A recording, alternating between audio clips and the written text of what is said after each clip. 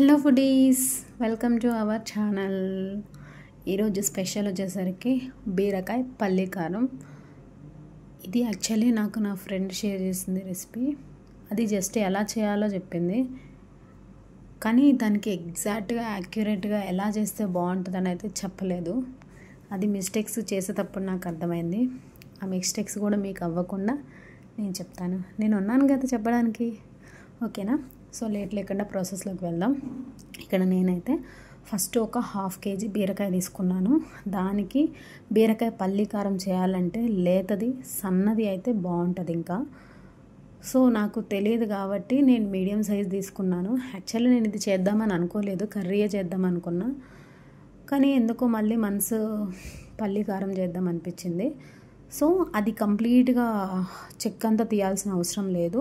ఆ ఘాట్లు ఉంటాయి కదా, అది వాటికి తీసేస్తే సరిపోతుంది. కంప్లీట్గా తీయాల్సిన అవసరం లేదు. సో అవైతే నీట్గా కట్ చేసుకొని పీసెస్ అయితే పక్కన పెట్టేశాను. ఇంకా చిన్న చిన్న పీసెస్ అయినా కట్ చేసుకోవచ్చు, అది కంప్లీట్గా మన ఇష్టము. లేతదైతే ఇంకా బాగుంటుంది టేస్ట్.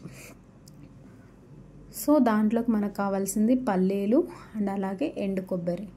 సో ఇక్కడ నేనైతే ఎండు కొబ్బరి మొత్తం ఎండు కొబ్బరి పౌడర్ ఉంటే వేసుకోవచ్చు డైరెక్ట్గా, లేదంటే ఇలా తురుము పట్టుకోవాలి. నేనైతే నీట్గా ఎండు కొబ్బరి అంతా తురిమేసాను.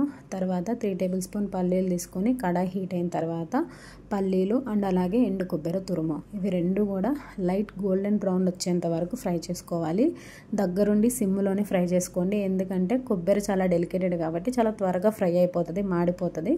సో ఫ్రై చేసుకొని పక్కకి తీసుకోవాలి. అదే ప్యాన్లో ఒక ఆనియన్, గార్లిక్, ఇక్కడ నేను గార్లిక్ వేయడం మర్చిపోయాను. సో ఆనియన్, గార్లిక్ రెండు వేసేసుకొని కొంచెం కచ్చా పచ్చగా ఫ్రై అయిన తర్వాత తీసేసుకొని అది వేడి చల్లారిన తర్వాత గ్రైండ్ చేసుకోవాలి. ఈలోపు అదే ప్యాన్లో కొంచెం ఆయిల్ వేస్తే ఆయిల్ హీట్ అవుతుంది, ఇదంతా గ్రైండ్ చేసుకునే లోపు. సో గ్రైండ్ చేసుకోవడానికి మిక్సీలోకి పల్లీలు, ఆనియన్ అండ్ అలాగే కొబ్బరి తురుము ఇవన్నీ కూడా వేసుకొని మన టేస్ట్కి సరిపడా సాల్ట్, కారం, పసుపు, ధనియా పౌడర్. ఇక్కడ కొంచెం కారం ఎక్కువగానే వేసుకోండి, పల్లీలు వేస్తాం కాబట్టి మనకి కొంచెం ఇది హోటల్ స్టైల్లో వస్తుంది. స్పైస్ ఎక్కువ ఉండదు, కొంచెం గ్రేవీ ఉంటుంది కాబట్టి కారం ఎక్కువ తినే వాళ్ళైతే కొంచెం కారం ఎక్కువ వేసుకోండి. సో ఇలా వేసుకొని మొత్తం అంతా బీరకాయలో స్టఫ్ చేసుకునే ప్రాసెస్ ఇదొకటి. లేదంటే మొత్తం మనం మ్యారినేట్ చేసుకోవచ్చు. ఇలా మిడిల్లో స్టఫ్ చేసుకొని మొత్తం అంతా పైన కూడా మొత్తం కలిపేసుకోవచ్చు. నేను వీడియోలో చూపిస్తాను చూడండి. ఇలా మొత్తం స్టఫ్ చేసుకున్నాం కదా, ఇలా డైరెక్ట్గానే కుక్ చేసుకోవచ్చు, లేదా ఇలా మ్యారినేట్ అయినా చేసుకోవచ్చు. నేనైతే ఇలా మ్యారినేట్ చేస్తే ముక్కకు మొత్తం పడుతుందని నీట్గా మ్యారినేట్ చేశాను. ముందుగా మనం ఆయిల్ అనేది హీట్ చేసుకున్నాం కదా, ఆయిల్ బాగా హీట్ అయిపోద్ది. ఈలోపు మనం మ్యారినేట్ చేసిన బీరకాయ మొత్తాన్ని ఆయిల్లో వేసేసుకోవాలి. ఆయిల్లో వేసేసుకున్న తర్వాత మొత్తం ఒకసారి మొత్తం కలిపేసి మీడియం ఫ్లేమ్లో మూత పెట్టేసి ఒక 5 to 6 minutes కుక్ చేసుకున్న తర్వాత మనకి బీరకాయ అనేది కొంచెం సాఫ్ట్ అవుతుంది. అది అలా సాఫ్ట్ అయిన తర్వాత మనం ఇంకొంచెం వేయంగా మిక్సీ పట్టింది ఇంకొంచెం పేస్ట్ అయితే మిగులుతుంది, పల్లీల పేస్ట్.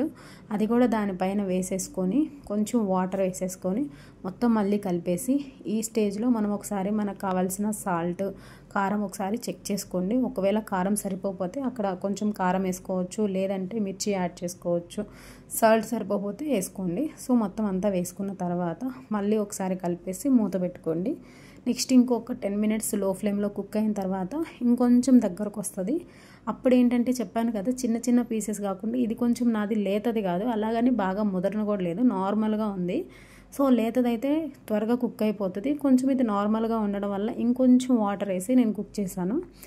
సో ఫైనల్గా నాకు కర్రీ అయితే హోటల్ స్టైల్లో నిజంగా టేస్ట్ అయితే చాలా అంటే చాలా బాగుంది. పిల్లలు కూడా చాలా ఇష్టపడి తింటారు, ఎక్కువ స్పైస్ లేకుండా చక్కగా మనం ఇది రోటీలోకి, రైస్లోకి, పుల్కాలోకి దేంట్లోకైనా తినేయచ్చు, అంత బాగుంది. మీరు ఖచ్చితంగా ట్రై చేయండి. ఎప్పుడు ఒకేలా కాదు కదా, కొంచెం డిఫరెంట్గా ట్రై చేయండి. నిజంగా టేస్ట్ అయితే చాలా బాగుంది.